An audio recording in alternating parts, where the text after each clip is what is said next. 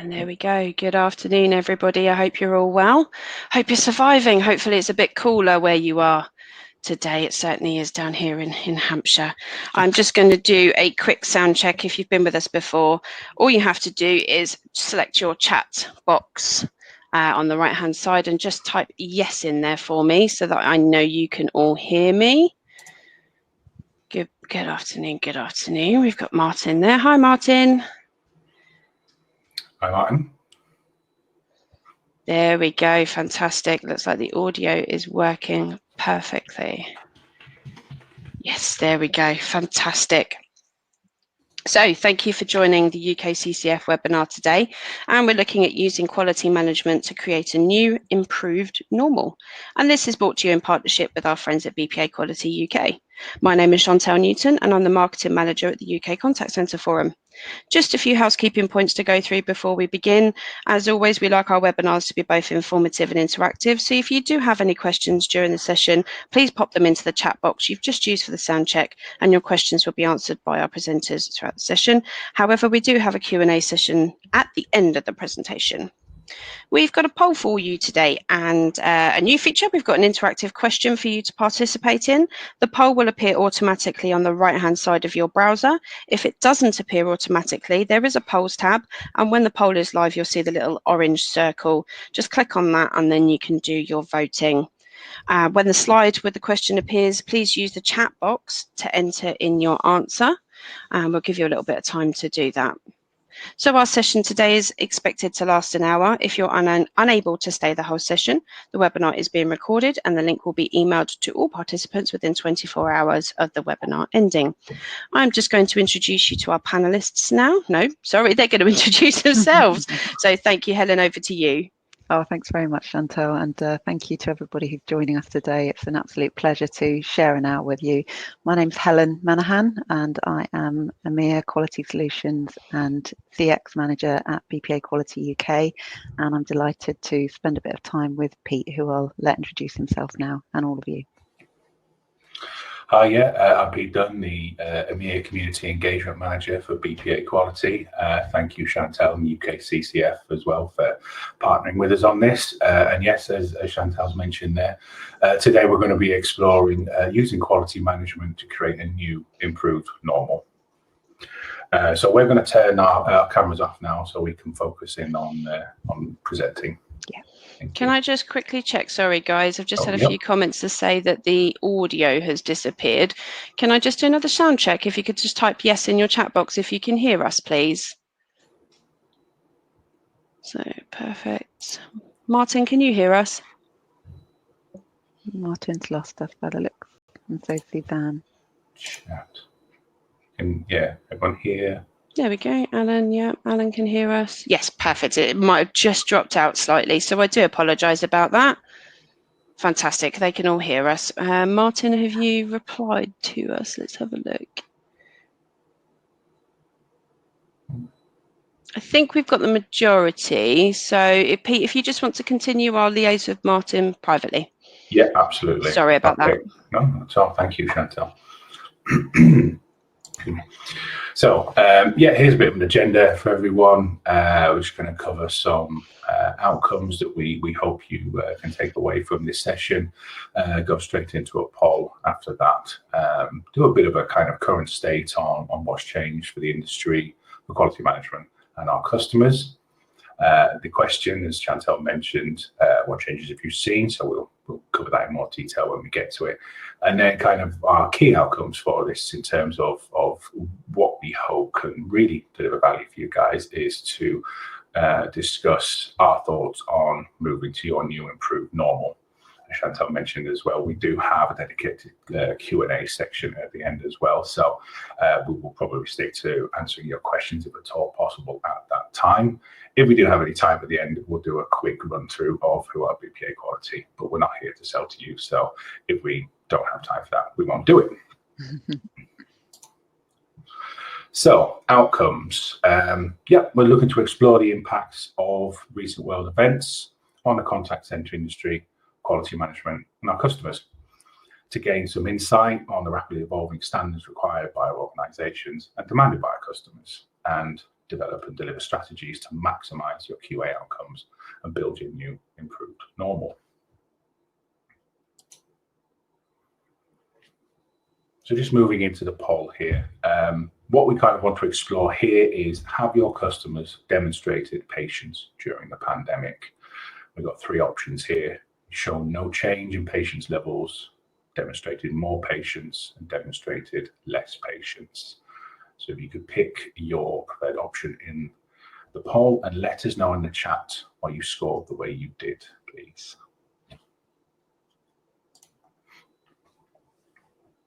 I always like these ones. Oh, that's an interesting picture there, Pete. Oh, wow. Can you see the poll? Yeah. Give everybody a few more seconds. That is, yeah. So yeah, have your customers demonstrated patience during the pandemic? No change, more patience, or less patience? And if you could, as I say, put in chat just a little bit around why you've scored the way you did. Be interesting to get some insight as to why you've picked 1, 2, or 3. Yeah, for sure. So Suzanne said clients are more understanding because they're going through the same issues. I think that's a really good point, Suzanne. And you know, I mean, our frontline agents that are working from home at the moment are effectively inviting customers into their own home every day in one way or another. So that's really great to hear that when we're putting ourselves out there, as it were, that customers are demonstrating more patience. So the majority of people then, yeah, if not all, have said that demonstrated more patience, which is great to see. Oh no, we've got a no change and also a bit less. I'd be keen to know if whoever's voted for less patience, if that's been a gradual change throughout the course of the pandemic, and if at the beginning people showed a bit more good grace and that the patience has dropped off as the time has rolled on or not. So I'll be keen to see in the chat. Yeah, it looks like Neil and Emily there making a very good point of all in it together, and yeah, everyone's kind of feeling this and experiencing it at the same time, aren't we? So, For sure, okay. for sure. I think we'll end the poll there. Yeah, customers also working remotely, Deborah says, so they understand the situation, although some are more demanding. Absolutely. Thank you for that. Excellent. Okay, thank you everyone. Yeah, and thank you for your comments in the chat as well. So there we go. So this is, as I mentioned before, just a kind of bit of a current state review of what we've seen change for our industry, for us as professionals, and most importantly of all, our customers. So this is a fantastic cartoon that Helen sent to me a few days ago, which I think really kind of illustrates very strongly how a lot of us have kind of previously seen IT senior managers and others within our industry kind of feel about, you know, home working and large-scale transformation. There's been quite a lot of resistance in many areas to you know, change. I mean, people are generally naturally resistant to change, but we've been absolutely forced into that change. And whilst it is absolutely a tragedy, we believe that there are fantastic opportunities that have arisen as a result as well. For sure. So I'm not going to go through everything on this slide. I don't want to bore you to death with death by PowerPoint, but just a couple of kind of key outcomes on this. We've really seen a bit of a bucking of the trend in terms of recruitment, with quite a few contact centres bringing in more people. And that's really been driven by that kind of desire for people to talk to people. Humans do humans. It's something that we've always kind of pushed at BPA Quality, what we call our human element, which we'll touch on later in the presentation. But technology has been shown that right now it just can't keep up. It can't change fast enough to deliver the customer experiences that we're really looking for. And that is, of course, coupled with that significant volume of individuals that have half their agent, their agents are working remotely. That's a huge change for the industry as well. And a lot of people have mentioned that is now becoming kind of a permanent solution.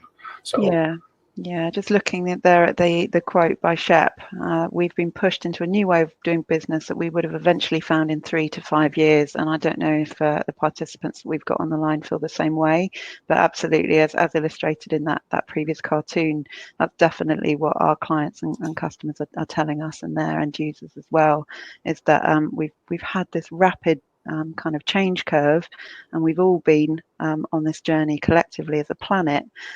So to Pete's point, the opportunity here is massive. So things are changing. Nobody likes change, but there really are opportunities if we're bold and brave enough to grasp them. Absolutely, thank you, Helen. So what have we seen from quality management? What have we heard from our fellow professionals, our partners, our networks? I think one of the key things for me, that top point there, is we've had license to move away from churning. Kind of satisfying auditors with volume has really taken a back seat to value add opportunities where people are proactively looking at different channels, different standards, different expectations. We're seeing more emotion management as well in terms of quality assurance outcomes. So understanding that both customers and agents need to feel supported and confident in their interactions as a result of where we kind of all are right now.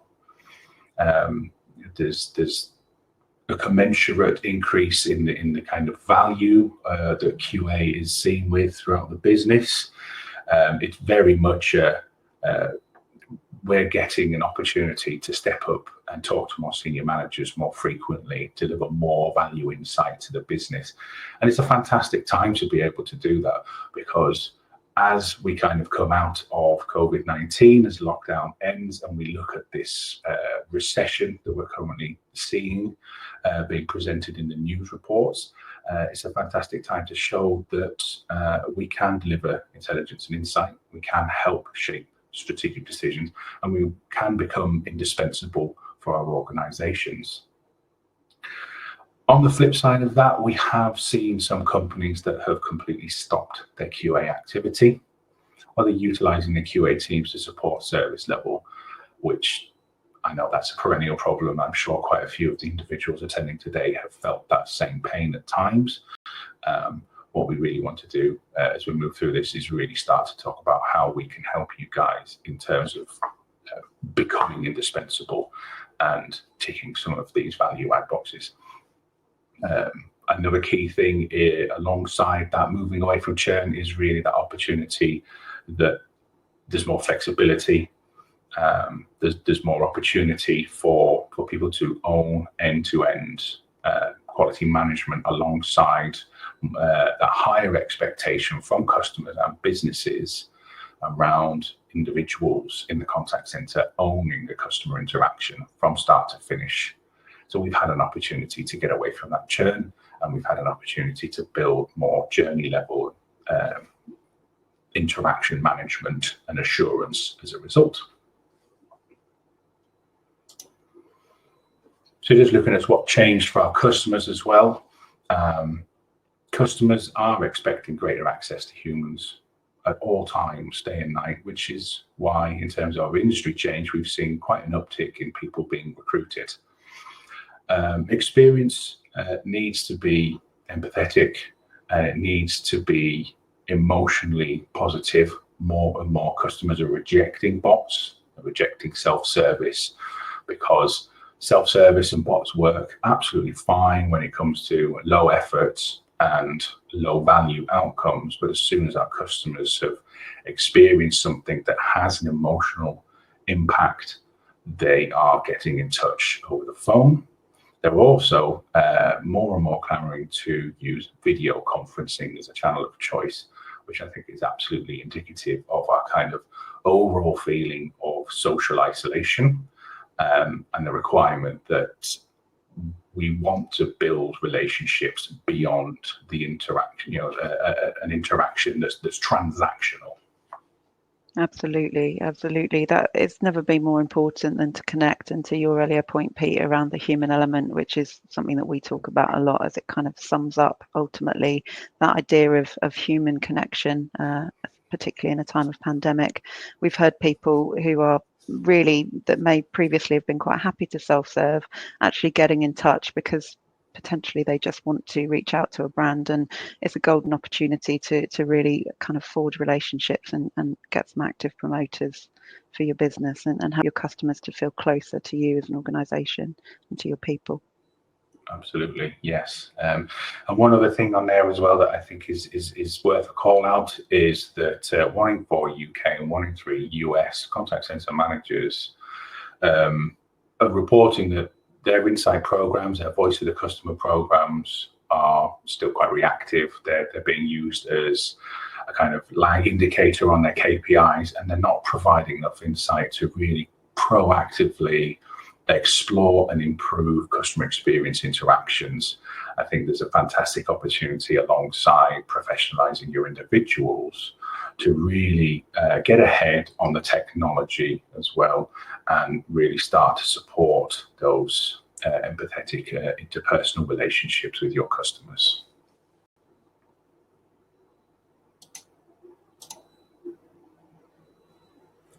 Here we go. So just another question. So if you could let us know in the chat, what changes have you seen for our industry, for quality management and our customers? It'd be interesting as well, and not just the changes you've seen, but what changes you've made.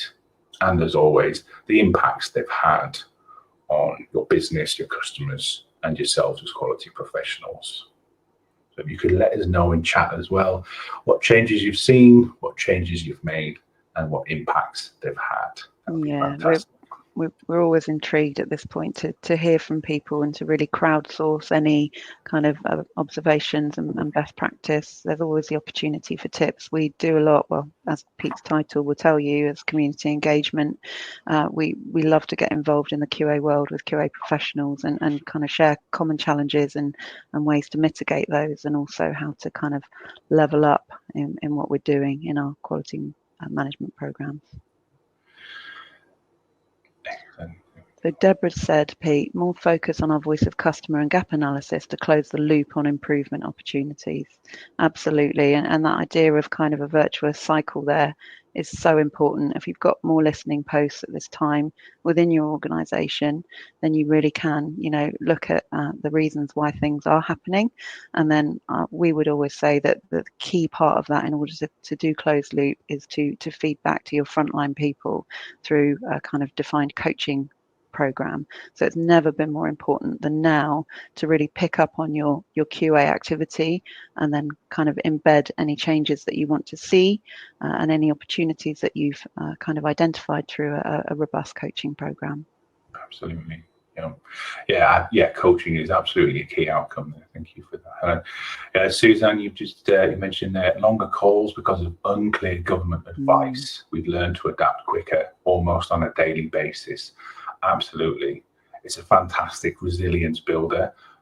Flip side, general anxiety levels are much higher, I think, personally and professionally.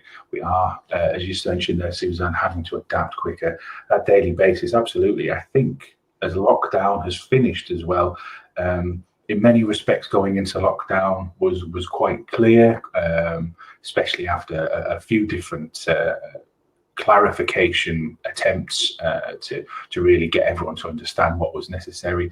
I'm not sure we've seen that same clarity coming out of lockdown, and yes, that's certainly, I think, translating into how our customers are feeling and how our agents and well, pretty much everyone is feeling, isn't it? So, but positively, a great time to look at building your resilience.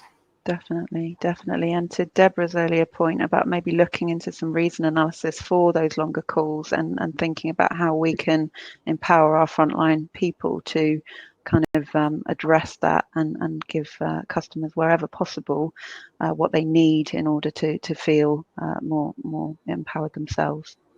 Absolutely. We just had one there from Aurelia. Customers are not happy to receive mail vouchers. We need to put a process in place and make everything digital. Absolutely, yeah, fantastic point. It's that paper vouchers through the post. I don't think it's almost like receiving a check, isn't it? Maybe not many people get an opportunity to go to the bank now and post a check. We are very much in a digital age, a digital space. Our transformation programs are very much focused on how we use digital to drive better service experience and outcomes. Aurelia, it would be great if you could follow up on that one, just in terms of what kind of things your customers are saying and what response your business took, if any, to that, and we can explore that further in the Q&A, if that's okay. So moving on, we are going to kind of discuss moving to your new improved normal.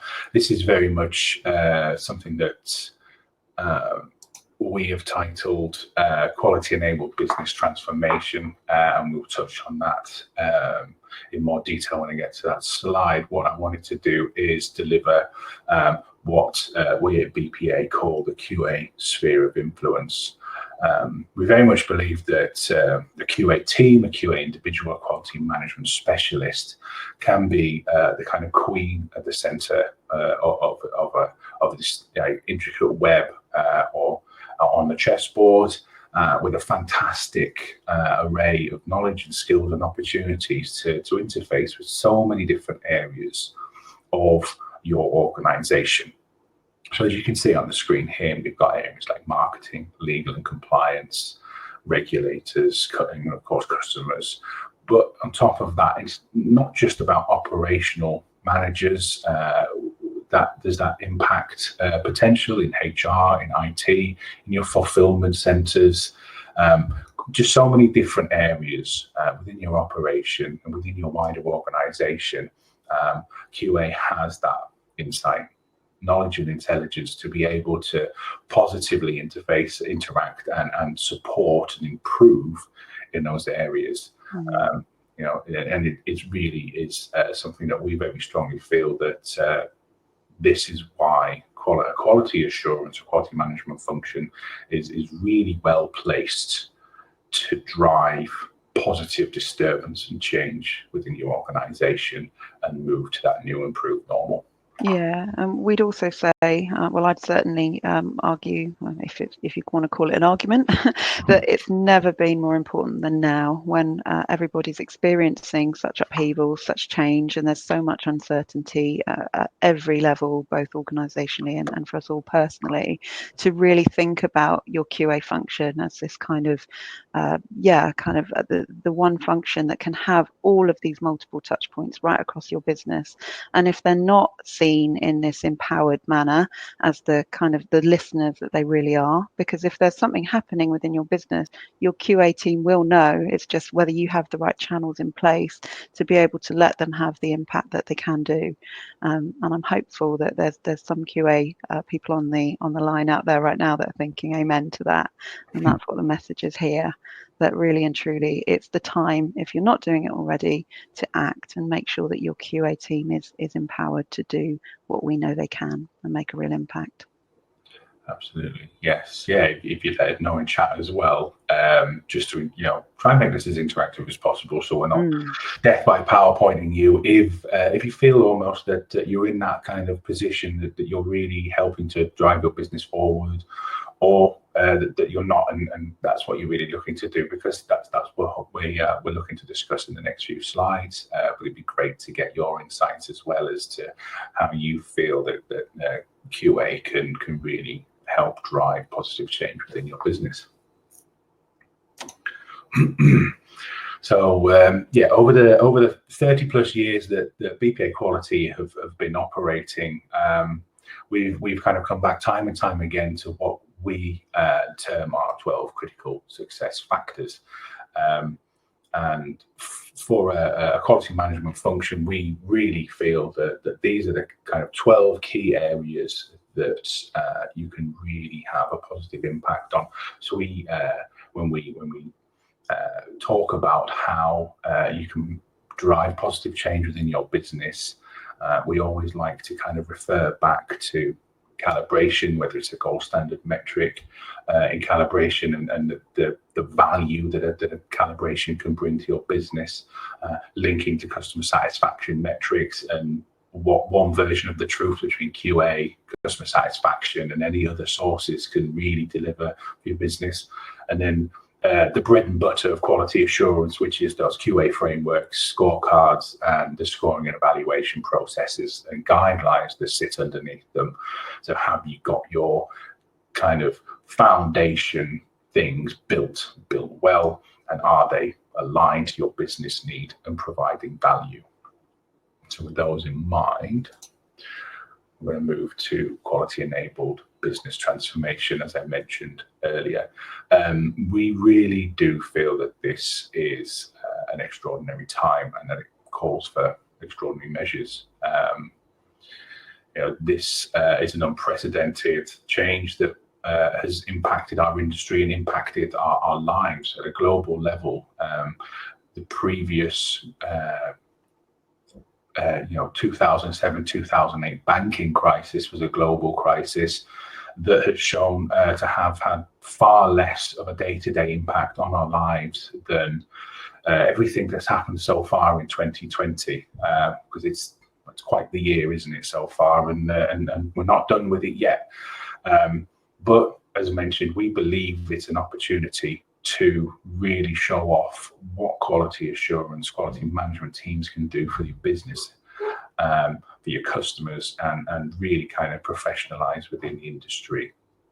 So talking about professionalization, one thing that we have seen for a long time is that a lot of the kind of best ideas of what quality assurance might be, we've kind of stolen with pride from manufacturing, from healthcare, and from other areas, and we've utilized things like Lean Six Sigma, Agile, and so on from all these different spheres outside of the contact center industry, and we've tried to apply them in many different ways. It's not to say there isn't success there, but in terms of professionalization of the contact center support functions, I think now is a fantastic time to look at what does moving forward look like in a way that doesn't merely borrow ideas from others, but build something new that we can really use, not just for quality assurance, but for our planning teams, for our insight teams, for our HR,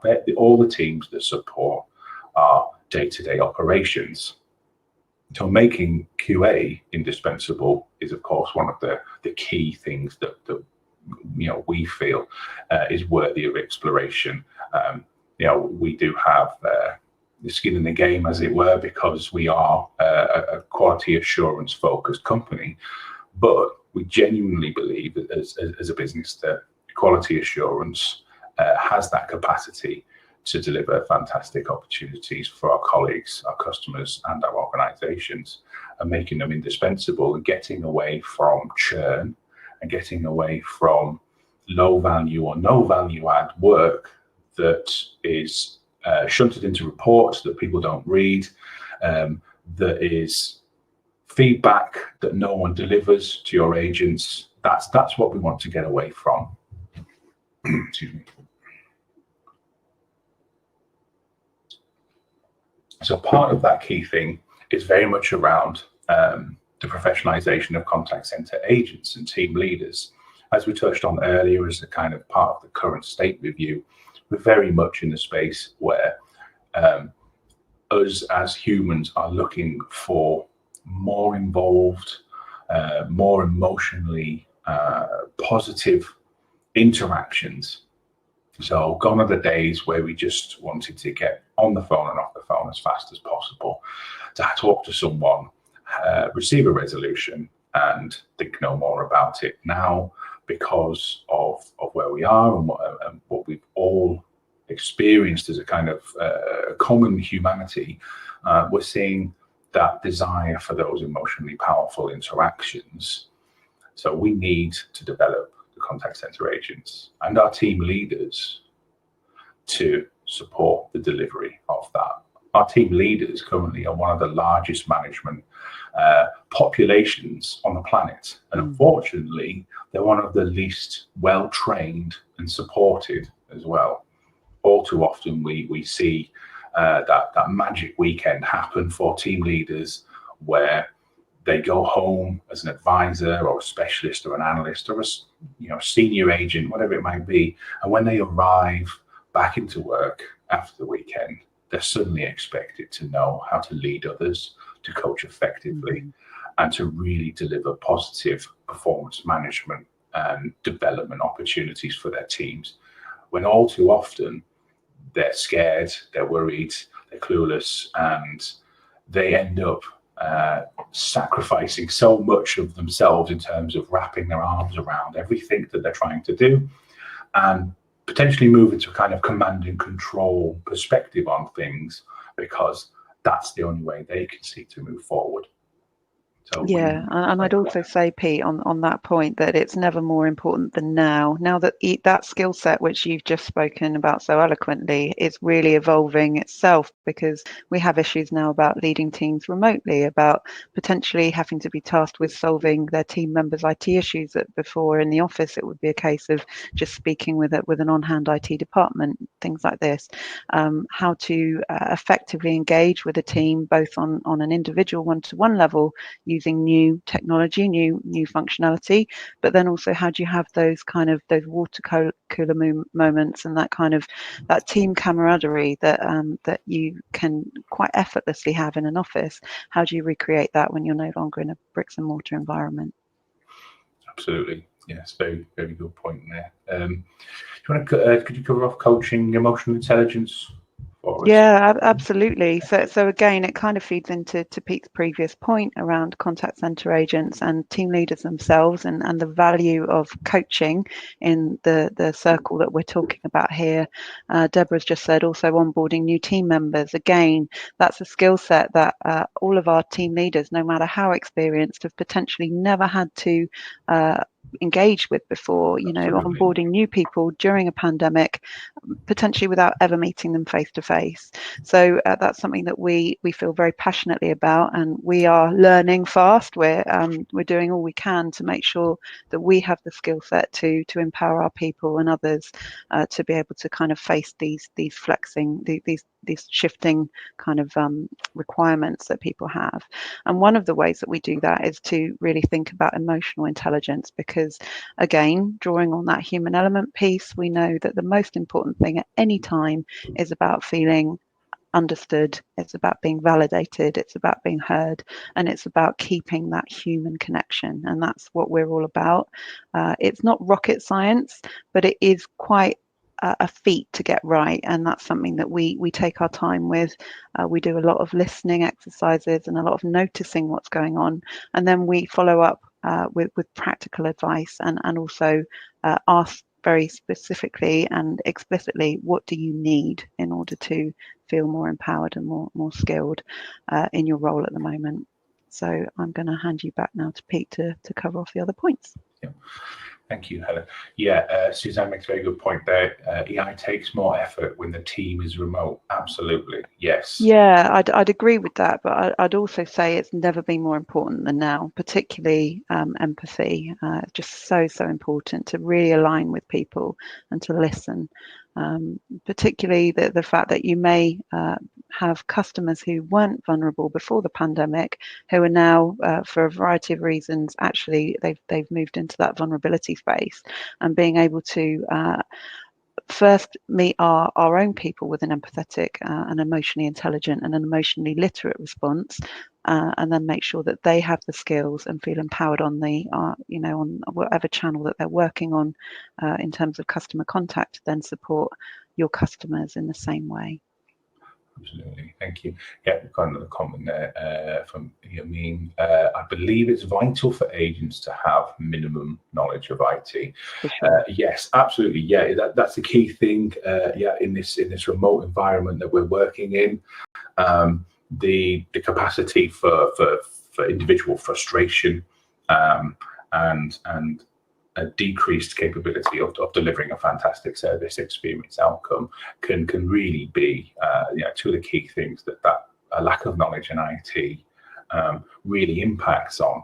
It seems such a small thing at times, but yes, that frustration of not being able to get your kit to do what you need it to do your job properly is something that just has that incremental negative impact on individuals as well. And yes, trying to support it from a remote position it just takes more time and effort for a team leader and any IT specialist as well. Absolutely, very good point there.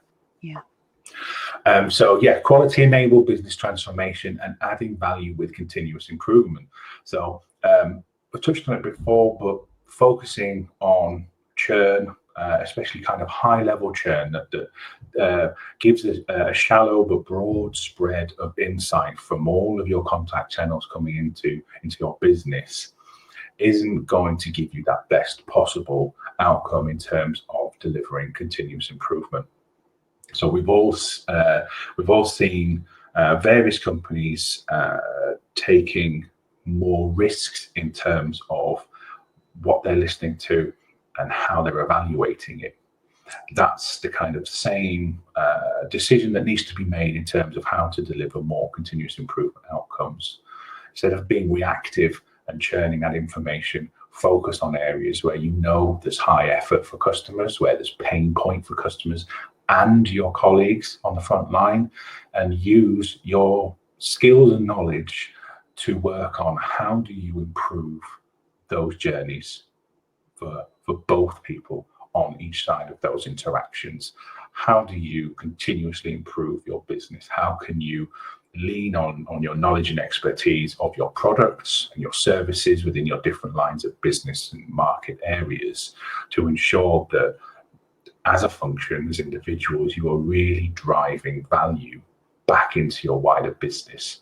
To refer back to that kind of sphere of influence, are you telling fulfillment if customers are frequently informing you that they've received an email where they expect their product is arriving in the next 24 hours, but actually it's a system issue, telling them one thing when they can expect their product in the next 4 to 5 working days.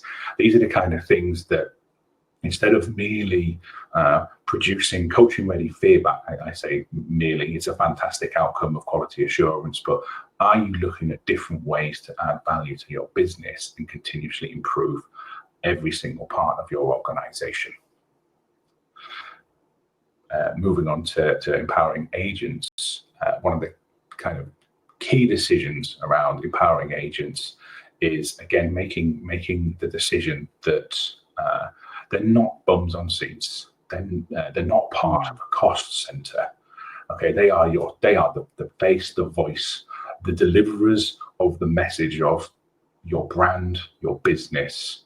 And now with customers showing a desire to be more emotionally involved and having a loyalty attached to that, you need to move to a place where you are empowering your agents that make decisions for positive CX outcomes.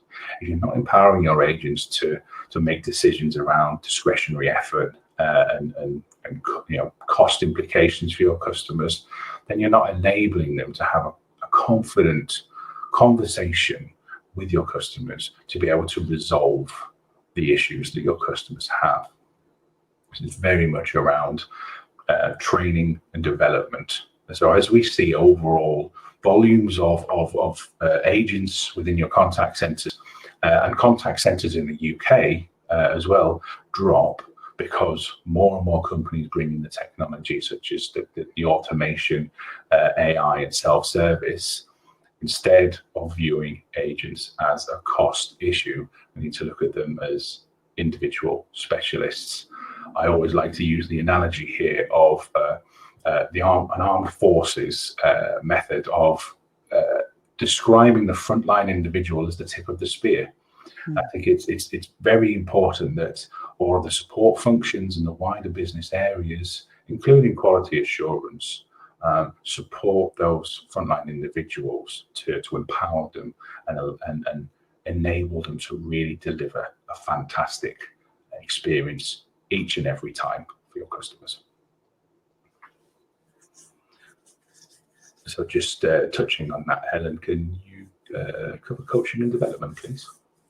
Yeah, absolutely. So again, as I've spoken about a little bit already, coaching and development is, for me, it's the magic sauce really in any quality program. It's the way that you can implement changes. It's the way that you take those insights that somebody mentioned earlier and turn them into improvement actions. That's how you do it with your frontline people, is through having a solid coaching methodology. Just like Pete mentioned at the beginning, often in times of change, we find that QA is one of the first things out the window. We also know from experience that in operations, when people experience pressure and demands, coaching, if it is in place, is something that also can fall by the wayside. And we would always say that really is a crying shame for multiple reasons, and it will affect the bottom line ultimately. So it almost doesn't matter what coaching methodology you use, as long as everybody understands the value of that, and that you are asking and not telling, and that you're basically really looking into a kind of inherent understanding that your people are your experts. They fundamentally do want to do a good job, and it's all about skilled questioning, listening, reflecting back, and making sure that people feel empowered to find their own way forward. And often people do, if you give them the time and the space, they can identify on their own what it is that will move them to the next level. So it's massively, massively important. And we would always, as we mentioned in those 12 critical success factors that we looked at a bit earlier on in the presentation, we know that coaching is massively important. And again, that comes in, goes hand in hand with engagement and reward programs as well.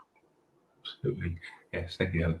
So yeah, touching on coaching for a second there, as you mentioned there, it's very important that it's an open, honest discussion around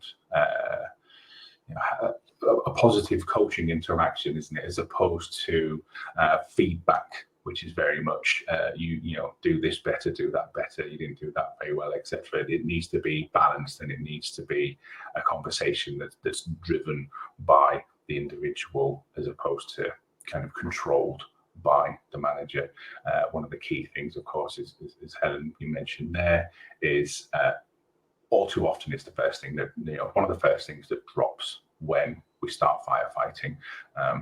But if you don't take the time to coach and develop, then you're not going to see any significant changes in the capability and capacity to deliver service experience outcomes from those frontline agents. So you're going to get the same outcomes because you're not changing how they interact with your customers.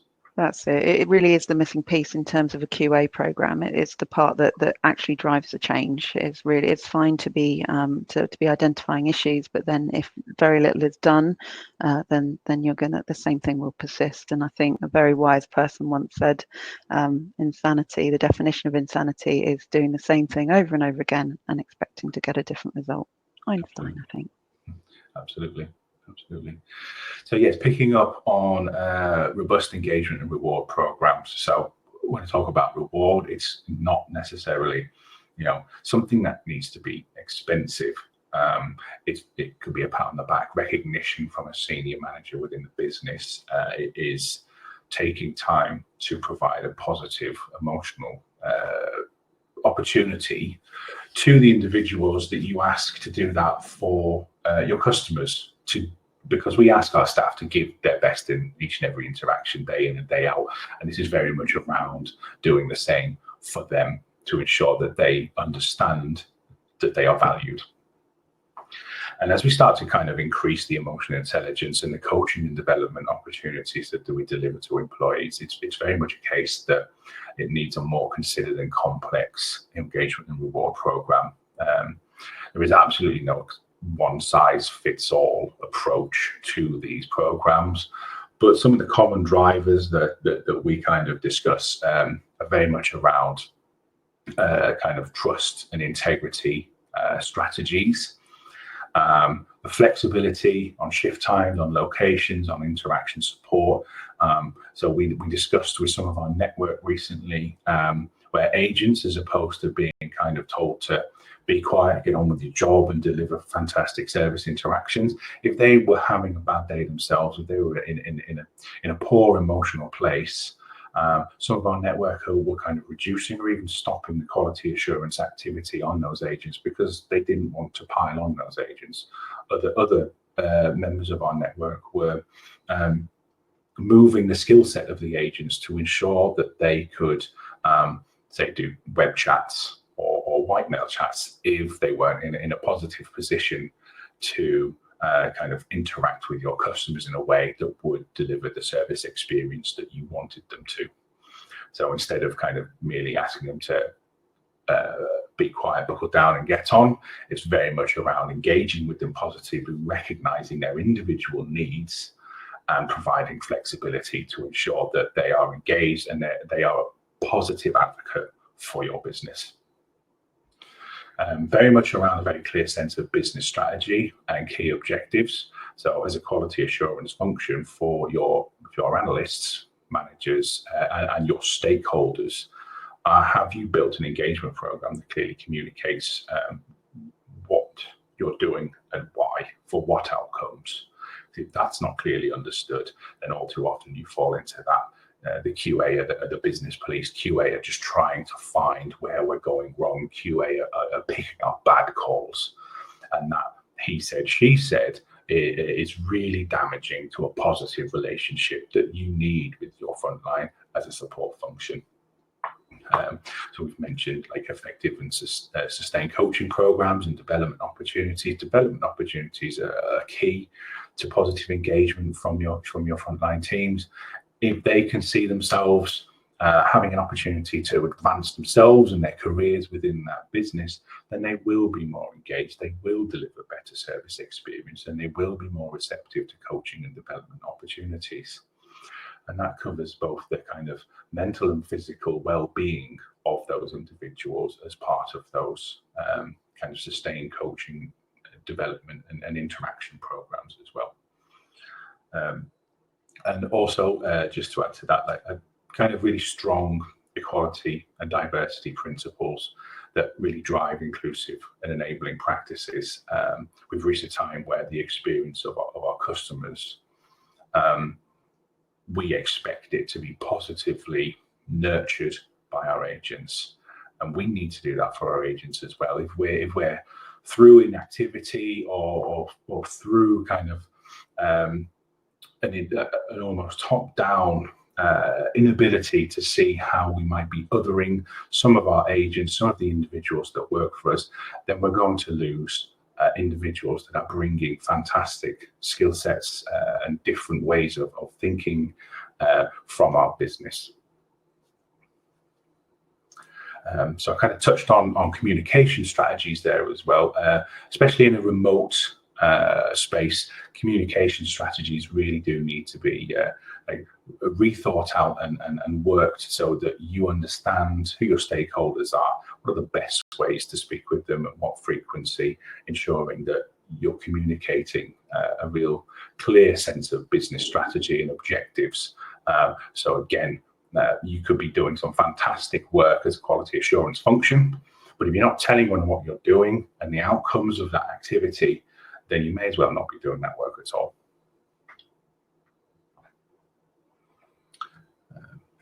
Excellent point there. You want to talk about improved interpersonal skills, Helen, please? Yeah, for sure. And I think it goes hand in hand with everything we've spoken about earlier around emotional intelligence, really. So that idea of in order to really transform as a business, and we mean this both for our people interacting with our customers, but also all of our internal customers, so our internal teams, and engaging with them. It's massively important to really focus in on emotional intelligence, and we know that it's a kind of umbrella of competencies. very difficult sometimes to level on and to calibrate on, because everybody has a different idea of, for example, what an empathetic response might be. But we would absolutely say it might be difficult, but it is entirely possible, and it's always possible to act with emotional intelligence if you have the functionality and a program in place that really focuses on that and makes it a priority.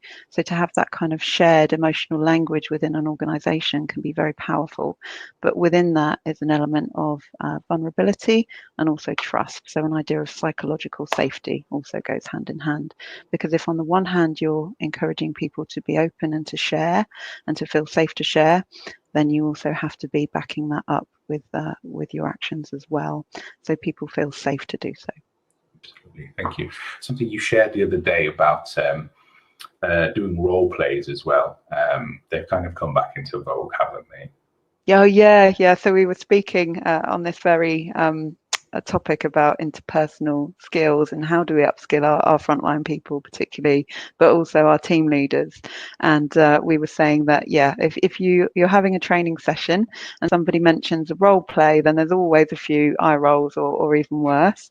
But we got some feedback recently that actually it's having that experiential learning that is so powerful. And I think the quote was, "I hated every minute of that role play, but it was the most powerful piece of training I've done for years."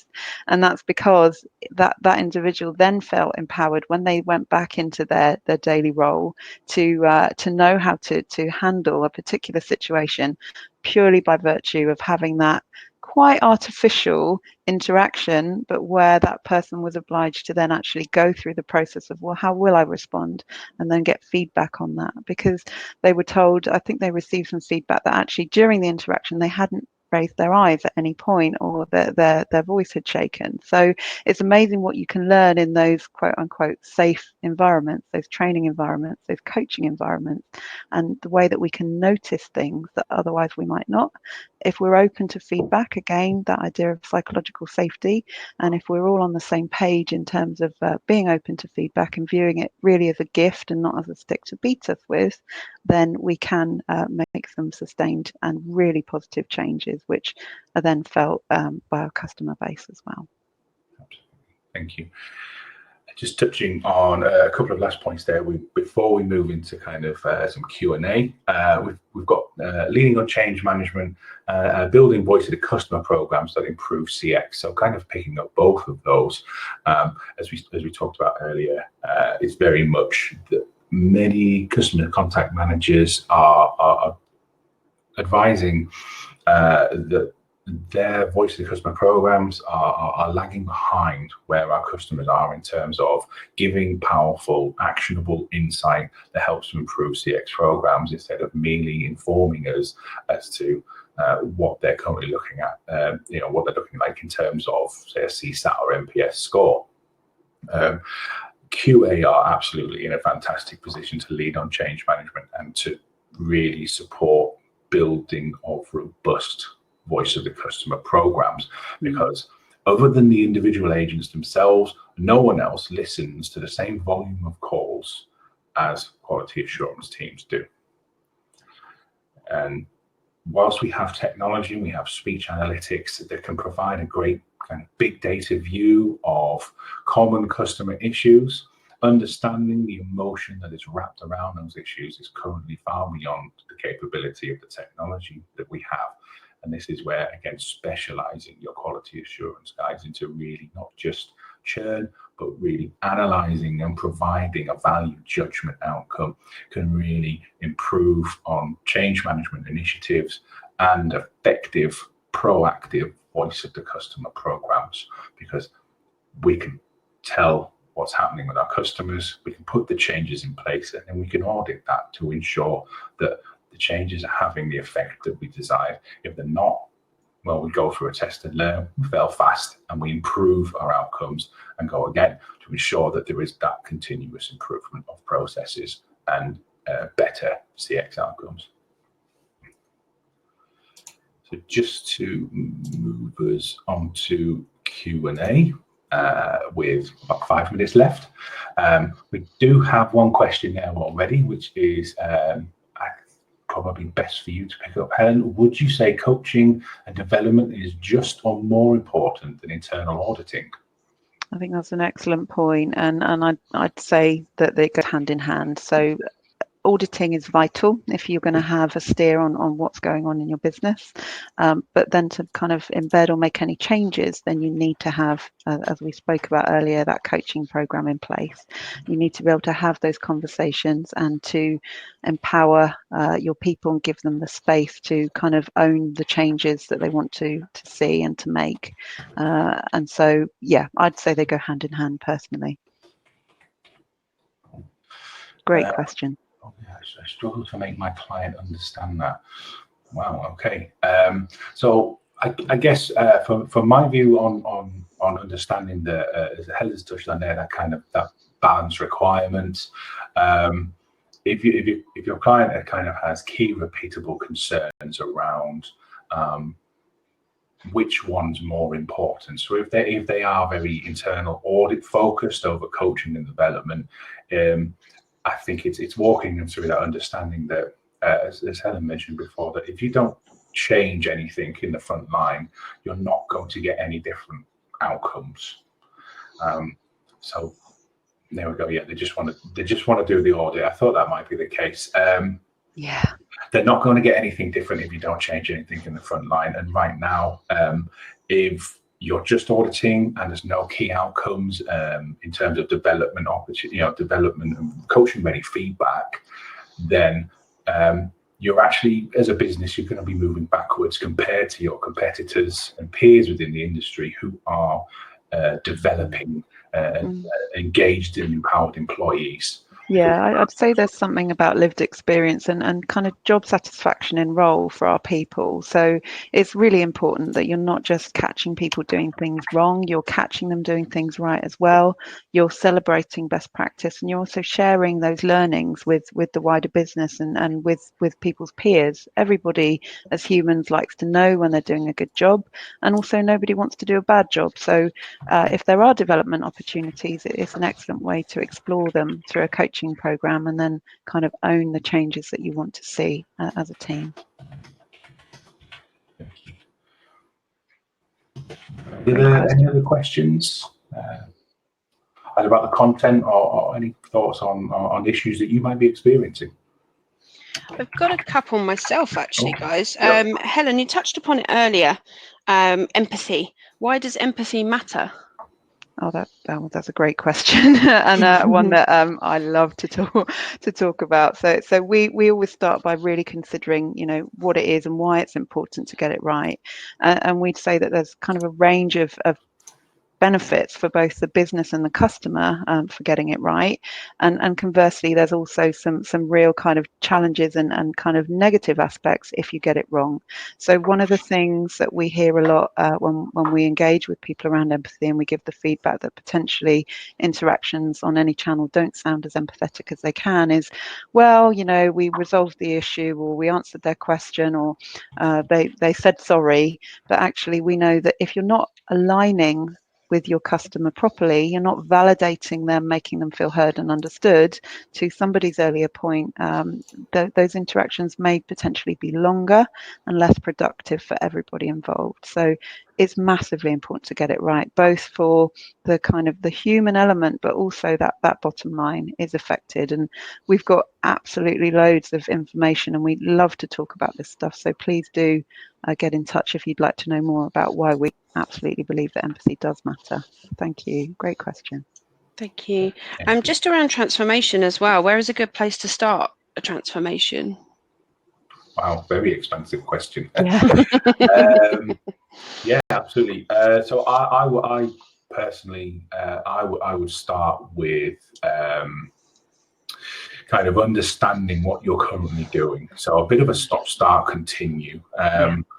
Take the opportunity to kind of step back, look at those things that you do because you've always done them, and think about, well, actually, is there value there? Take that opportunity to kind of reflect and build a roadmap of what you're going to change and why. Yeah, and in the deck that we're going to circulate, thank you for the question, we'll absolutely circulate it. Those critical kind of factors of success, we'd invite you, as Pete said, to kind of maybe take a lens on each of those, where you currently are and where you'd like to be, and then use that ultimately to create a roadmap for how you want to move forward with your quality programme. Fantastic. Suzanne's just said an empathy webinar would be good. Oh, Suzanne, you're talking my language. Let's do it. I will let you know, Suzanne, definitely. Have we got any more questions at all, or should we wrap up, guys? I'm not seeing any more in the chat there. Yeah, I think looking at the time there, yeah, it's best to wrap up. So, fantastic. Yeah. But then also just to say, please do reach out. We love to chat about anything that we've spoken about within this particular presentation. We're always there to speak about this. We love to engage with the wider QA community, because it is a community and it can feel quite a lonely place sometimes as a QA professional. So please do get in touch and reach out. Absolutely, yeah. And just before you close there, Chantal. So we've run out of time there, but as Chantal's mentioned there, you'll get the slides. So we're not going to cover off who we are. If you do receive the slides, have a little read. If you think we might be able to help, please get in touch. Over to you, Chantal. Fantastic. Thank you very much. Yeah, there'll be a follow-up email coming out to everybody within the next 24 hours.